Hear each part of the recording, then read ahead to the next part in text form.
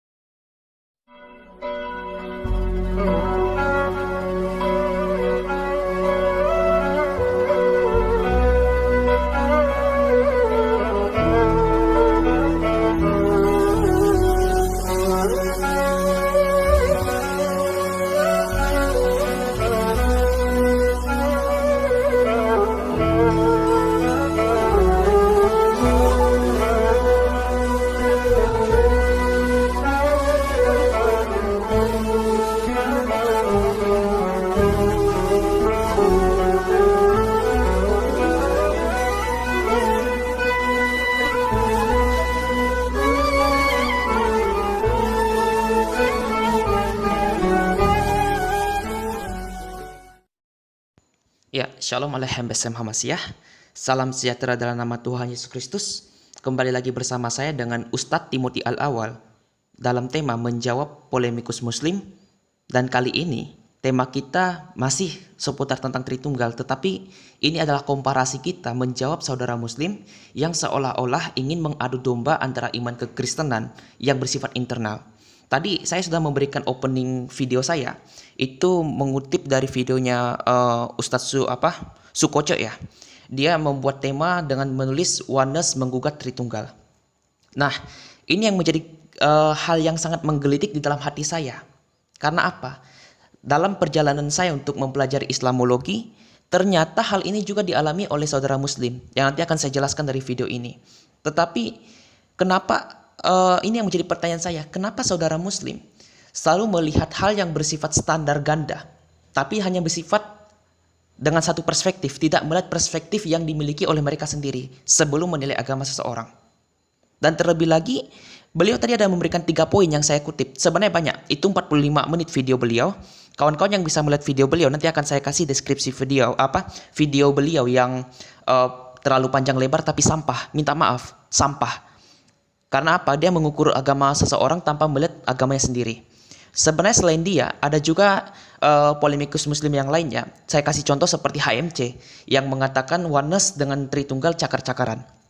Tapi saya tidak akan mengambil versi HMC, walaupun judul beliau saya ambil untuk judul saya.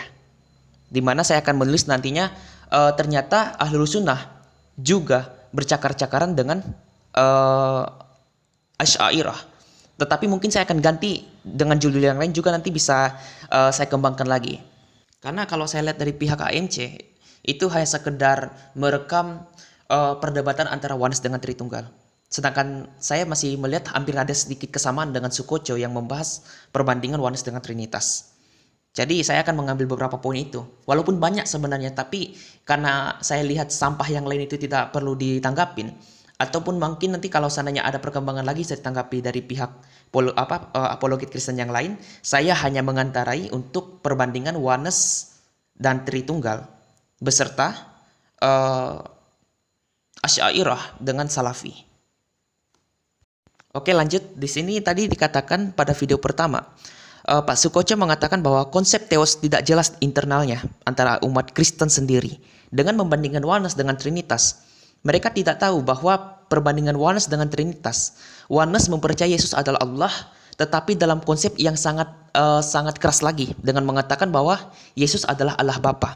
Bagi iman Kristen, khususnya Kristen tertua, baik itu Ortodoks, Protestan, Katolik, dan gereja-gereja purba sebelum skisma, mereka percaya bahwa ada Allah Tritunggal di mana Bapa itu sebagai al-wujud dalam bahasa Arabnya. Kalau dalam bahasa Latinnya adalah substansi, atau bahasa Yunani adalah ousia, yang memiliki 3 person atau hipostasis. Nah, istilah pribadi jangan disalahartikan sebagai entitas yang terpisah. Itu sudah saya jelaskan dari video sebelumnya. Mungkin kawan-kawan bisa nonton kembali lagi. Yang jelas dalam iman kekristenan, Bapa dapat dibedakan anak, anak dapat dibedakan dengan Roh Kudus. Tetapi Bapa, Anak, dan Roh Kudus tidak dapat dipisahkan. Makanya iman Kristen percaya bahwa una substantia tres personae discreti non separati. Dan ini menggenapi apa yang Yesus katakan ketika dia terangkat di surga. Melalui bibir suci Yesus sendiri, melalui bibir suci Yesus sendiri, dia mengatakan bahwa estu onoma tu patros, kaitu hugio, kaitu pneumatos, amin.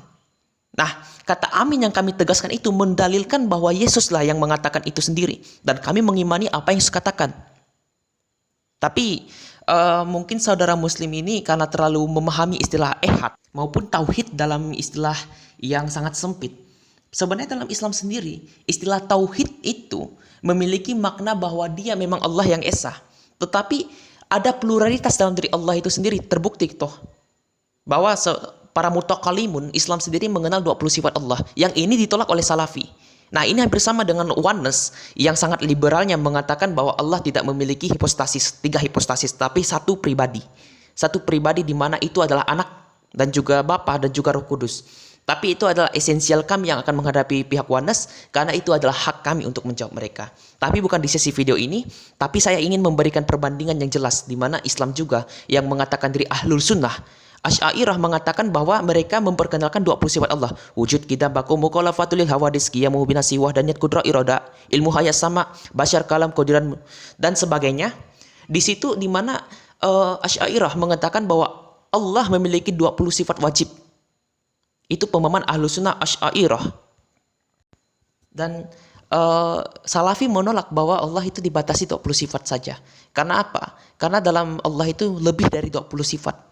Walaupun saya tahu Buya Yahya mengatakan Allah memang tidak dibatasi 20 sifat. Dia mengkritik pemahaman Salafi yang mengkritik Asy'ariyah.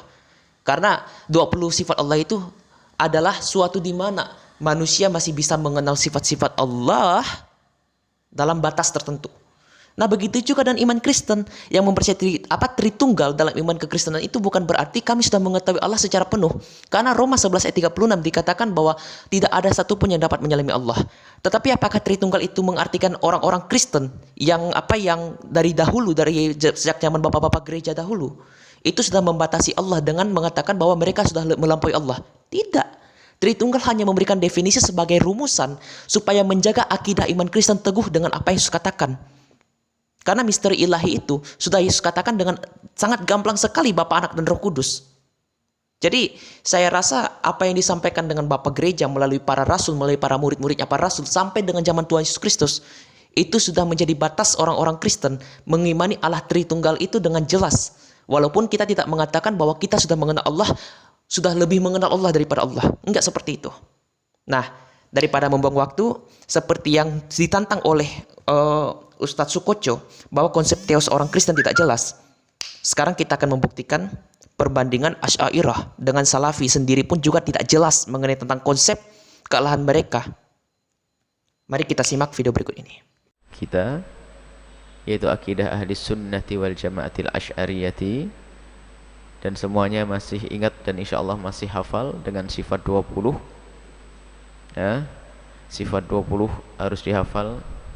Dan sekarang singkat saja kami akan hadirkan syarahnya, penjelasannya satu demi satu. Nah, ini dari Asy'ariyah. Dia berpaham manhajnya Ahlus Sunnah, tetapi dia menegaskan bahwa Allah harus dihafalkan mengenai 20 sifatnya. Ini kita akan lihat ada perbedaannya dengan Ahlus Sunnah yang bermanhaj Salafi. Oh ya, tadi saya lupa memberikan informasi dari video saya ya. Kenapa saya menggunakan Salafi dengan Asy'ariyah? Banyak saudara Kristen itu membandingkan Oneness dengan Tritunggal itu seenteng saja menggunakan Syiah dengan juga Sunni. Tetapi itu nggak tepat sebenarnya. Karena konteks Syiah dengan Sunni itu lebih kepada politis, yang mana harus menjadi seorang khalifah, itu sudah saya jelaskan video kemarin. Jadi itu nggak ada sangkut pautnya dengan masalah teologis. Ini akan menyangkut paham teologis ketika kita membahas tentang ilmu kalam yang dipahami ahlul sunnah yang berpaham salafi dan yang berpaham asy'ariyah. Sekarang kita lihat pendapat dari salafi.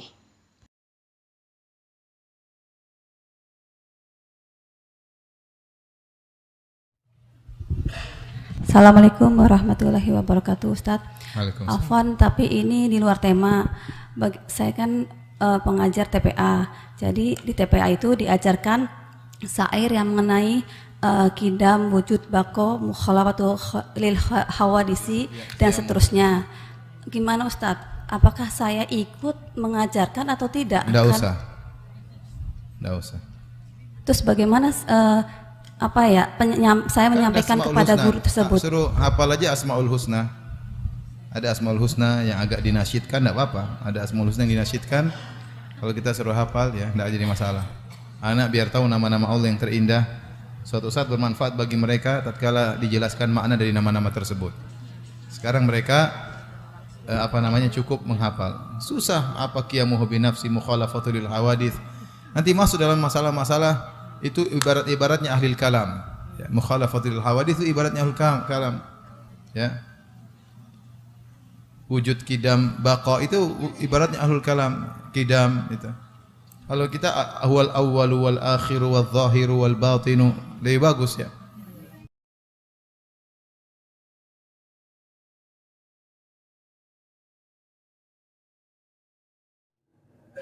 Dan Asy'ariyah. Bapak tahu siapa Asy'ariyah? Asy'ariyah itu keyakinan Abul Hasan Al-Asy'ari di fase kedua. Dan Abul Hasan Al-Asy'ari hidup 100 atau 200 tahun setelah imam yang empat itu. Yang terakhir Imam Ahmad bin Hanbal. Di mana Abul Hasan Al-Asy'ari dalam hidupnya melewati 3 fase. Fase yang pertama di atas akidah Mu'tazilah. Karena ayah angkat beliau itu seorang yang bernama Al-Jubba'i, pentolannya Mu'tazilah. Fase yang kedua kemudian beliau masuk dalam akidah Kullabiyah, yang kemudian menjadi akidah beliau ya, yang kemudian dinisbatkan kepada beliau. Fase yang ketiga beliau rujuk dan kembali kepada madhab salaf yang tersebar. Sampai detik ini akidah beliau fase yang keberapa? Kedua, bahwa Allah hanya punya sifat 20 saja. Bayangkan Pak, Bapak kan dulu belajar kan Pak ya, akidah Asy'ariyah bahwa sifat Allah hanya 20. Asy'ariyah dan Maturidiyah, wujud qidam baqa mukhalafatun lil hawaditsi qiyamuhu binafsihi dan seterusnya, 20 sifat. Jadi menurut orang Asy'ariyah, Allah itu hanya wajib punya sifat 20. Selain 20 itu mustahil dan gak boleh. Bayangkan Pak. Sekarang saya mau tanya Bapak. Bapak kalau ibadah mencari ridho siapa? Taib sifat ridho itu ada gak dalam 20 sifat? Gak ada Pak. Berarti Bapak ketika beribadah tidak boleh meniatkan mengharapkan ridho Allah. Kenapa? Karena menurut akidah Asy'ariyah sifat ridho itu tidak ada. Kenapa? Karena tidak ada dalam 20 sifat. Bapak takut tidak dari murka Allah? Orang-orang awam yang tidak paham, saya takut dari murka Allah. Kita katakan maaf, akidah Asy'ariyah tidak menetapkan sifat murka bagi Allah. Jadi nggak perlu takut dari murka Allah. Karena Allah tidak punya sifat murka, nggak ada dalam 20 sifat. Bayangkan Pak. Jadi berapa banyak sifat harus ditolak hanya karena patokannya 20 sifat. Allah berfirman ya dalam Al-Quran, wa makaru wa makarallah, mereka bermakar dan Allah pun bermakar. Sifat makar tidak dalam 20 sifat. Baik Bapak, kalau Bapak aneh kalau ternyata hamba yang menentukan bagi Allah, ya Allah engkau hanya berhak punya 20 sifat ya, nggak boleh yang lain. Nah, untuk Pak Sukoco dan kawan-kawan yang sangat terpengaruh dengan pihak-pihak saudara muslim yang telah mengadu domba antara oneness dengan trinitas, masuk logika nggak kalau seandainya polemikus Kristen suatu saat nanti akan menggunakan hal yang sama dengan mempertentangkan Salafi dengan Asy'ariyah, Salafi dan Asy'ariyah? Saya tahu memang Asy'ariyah yang diwakili oleh Ustadz Buyayah mengatakan 20 sifat wajib Allah bukan berarti menafikan sifat-sifat yang lain yang tidak disebutkan dalam 20 sifat Allah. Tetapi pada akhirnya Salafi ini sangat tegas mengatakan Asy'ariyah sesat karena sudah membatasi 20 sifat wajib Allah. Seharusnya tidak perlu disebutkan karena itu tidak menjadi sunnah. Nah, sekarang mungkin saudara-saudara muslim sering mendengar argumentasi oneness yang menggunakan kitab Wahyu ada 7 roh Allah. 7 roh Allah dalam pemakanan simbolis, bukan dalam makna yang pengertian substansial. Itu dalam tafsiran kekristenan yang mempercayai tentang Tritunggal. Lalu kenapa kalau seandainya kami percaya Allah Tritunggal yang tidak maha terbatas itu dengan menjelaskan kebagaimanaan Allah itu dengan pernyataan dari mulut Yesus tentang masalah Bapa, Anak dan Roh Kudus, bukan berarti ketika kami menjelaskan itu, sekali lagi saya tegaskan ini sekali dan terus sekali lagi, bukan berarti kami menafikan Allah itu terbatas dengan ketritunggalannya. Tidak. Ketritunggalan Allah itu memberikan kemahakuasaan Allah yang mungkin belum bisa kami jelaskan lagi. Tetapi Tuhan telah memberikan kesempatan untuk menjelaskan kebagaimanaan dirinya agar kita bisa mengenal keesaannya. Itu banyak, Mazmur 33 ayat 6, firman dan rohnya, Kejadian 1 ayat 1 sampai dengan 3, firman dan rohnya. Sekalipun tidak ada istilah Trinitas, begitu juga dengan ilmu kalam, tidak ada istilah ilmu kalam dalam Al-Quran. Sekarang lanjut. Tadi Ustadz Sukoco menyatakan bahwa kita hanya ikut apa yang telah ditetapkan oleh Allah saja. Lah, ini kan pengulangan dari video tadi. Ini sama seperti kritikan Ustadz Salafi tadi yang mengkritik Asy'ariyah yang harus ikut perintah Allah tanpa membatasi diri Allah. Aneh, kalau ternyata hamba yang menentukan bagi Allah, ya Allah, engkau hanya berhak punya 20 sifat ya, nggak boleh yang lain. Nah, untuk Ustadz Sukoco dan kawan-kawan muslim yang masih memperdebatkan antara oneness dengan trinitas, saya harap Anda juga dapat mengambil poin yang disampaikan oleh dua ustadz tadi. 2 versus 1 ustadz. Satu berpaham Asy'ariyah dan juga Salafi.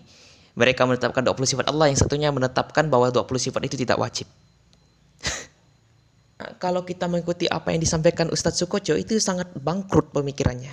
Karena jelas sekali Ustadz lain mengatakan Asy'ariyah itu menambahkan apa yang disampaikan oleh Allah. Loh, apakah pemahaman Asy'ariyah itu Pak Sukoco mengakui bahwa mereka menambahkan apa yang disampaikan oleh Allah? Ataukah Anda ingin mengatakan Salafi itu yang menambah-nambahkan pemahaman yang bersifat ahlul sunnah? Begitu. Jadi kritik dulu agama Anda, Pak, sebelum mengkritik agama kami. Saya tidak pernah mempermasalahkan iman Anda, tetapi saya terpaksa mengangkat ini karena Anda sudah menyindir iman kami terlebih dahulu. Sekarang nomor 3. Tadi Pak Sukoco mengatakan Alkitab tidak menipu Anda dengan oneness dengan menipu Anda dengan trinitas. Ya, mungkin Anda ingin mengatakan bahwa trinitas menipu orang Kristen karena Bapa, Anak dan Roh Kudus dibedakan tapi tak dapat dipisahkan. Oneness menipu orang Kristen dikatakan bahwa Bapa, Anak dan Roh Kudus adalah Yesus. Sekarang kita tanya, apakah manhajus salaf itu telah menipu kalangan umat yang berpaham ahlu sunnah dengan mengkafirkan Asy'ariyah? Karena kita lihat nanti Ustadz Firanda Qadrijah mengkritik pengertian kata iradah dengan kalam itu dibedakan dengan pemahaman ahlul sunnah yang berpaham Asy'ariyah. Ataukah sebaliknya, Pak, bahwa Asy'ariyah itu yang sudah mengaburkan ahlul sunnah dengan ajaran yang sesat, dengan menipu orang-orang umat-umat Islam? Karena yang di Indonesia ini, Pak, bahkan seluruh dunia manhajnya berpaham sebagai ahlul sunnah. Tidak ada yang berpaham Syiah, ada tapi sedikit. Yang paling besar di Indonesia adalah mereka yang berpaham ahlul sunnah wal jamaah. Tapi ada yang berpaham Asy'ariyah dan juga Salafi. Nah, coba kita simak dulu video dari Ustadz Firanda Qadrijah untuk menyetel otak Bapak itu agar jangan terlalu sibuk dengan iman kekristenan tanpa melihat iman Anda sendiri. Kamu hanyalah bahasa jiwa, hanya kalam nafsi, tanpa suara, tanpa huruf, tetapi akan hanyalah sekedar makna yang ada dalam jiwa. Kalau gitu, kalamullah apa bedanya dengan iradah? Tidak ada bedanya. Iradah, kehendak. Apa bedanya dengan kalamullah? Kalau sekedar apa? Sekedar dalam jiwa. Padahal orang Asy'ariyah menyatakan sifatul iradah berbeda dengan sifatul kalam. Tapi kalau sifatul kalam ternyata makna dalam jiwa, maka tidak ada bedanya dengan iradah, kehendak. Apa bedanya? Tidak ada bedanya. Nah, Bapak lihat sendiri Ustadz Bapak. Mereka mengkritik Asy'ariyah yang mengatakan membedakan irodah dengan kalam. Karena kalam itu berasal dari irodah. Ini kan hampir mirip dengan Oneness yang mengkritik kaum Trinitarian yang membedakan anak dan bapa. Padahal anak itu merujuk kepada firman yang dibedakan dengan wujud. Sama seperti pemahaman Al-Maturidi yang mengatakan sifatul laizat walahiyya gairulha. Itu yang dikritik di mana sifat irodah dengan kalam dibedakan. Ini mirip dengan Oneness yang mengatakan bahwa orang-orang Trinitarian membedakan bapa dengan anak. Hanya itu saja. Tapi Anda tidak bisa memutar pemikiran Anda untuk meneliti iman Anda dahulu sebelum mengkritik iman kami. Jadi ada kesimpulan yang menjadi bagian akhir saya ya. Mengenai Trinitas dengan Oneness, Oneness ini pada abad keempat itu diajarkan Sabellianisme, yang mengajarkan Bapa, Anak, dan Roh Kudus itu satu pribadi, hanya berbeda topeng. Dan mereka ini dikutuk oleh gereja dan mereka akhirnya sudah tidak ada lagi tapi hadir kembali dalam pihak Oneness Pentecostalism, dibawa oleh Amerika sana. Nah, berbeda dengan Salafi yang dituduh Wahabi. Sebenarnya mereka sebelum merujuk kepada Wahabi, mereka lebih mengendalikan kepada Ibnu Hambal sebagai akidah manhaj mereka. Salafi berbeda dengan Asy'ariyah. Mereka menuduh Asy'ariyah itu lahir setelah Asy'ari meninggal. Karena Salafi ini masih ada yang menerima pemahaman Imam Abul Hasan al-Asy'ari. Jadi Salafi ini memuhaskan kepada Ibnu Hambal tapi dituduh sebagai Wahabi oleh Asy'ariyah. Dan Asy'ariyah dengan Wahabi ini tidak jelas. Yang manakah di antara mereka yang manhajnya itu adalah benar. Bagi iman Kristen, Tritunggal sudah jelas. Karena mereka berasal dari abad pertama sampai abad terakhir itu memperteguhkan iman kekristenan. Mereka yang percaya Bapa, Anak, dan Roh Kudus dapat dibedakan namun tak dapat dipisahkan. Mungkin sekian dari video saya dan minta maaf jika video ini sempat menyinggung seseorang atau pribadi ya. Karena di sini saya menegaskan untuk mengkritik pemikiran seseorang, bukan mengkritik agama seseorang. Agama boleh kita jelaskan dalam perspektif sejarah dengan yang benar, tetapi kita tidak boleh menambah atau menguranginya. Hanya itu saja yang ingin saya sampaikan. Semoga video ini menjadi bermanfaat untuk kita semua. Tuhan Yesus Kristus, Sang Firman yang Maha Hidup, memberkati kita maupun Anda yang percaya kepadanya. Amin.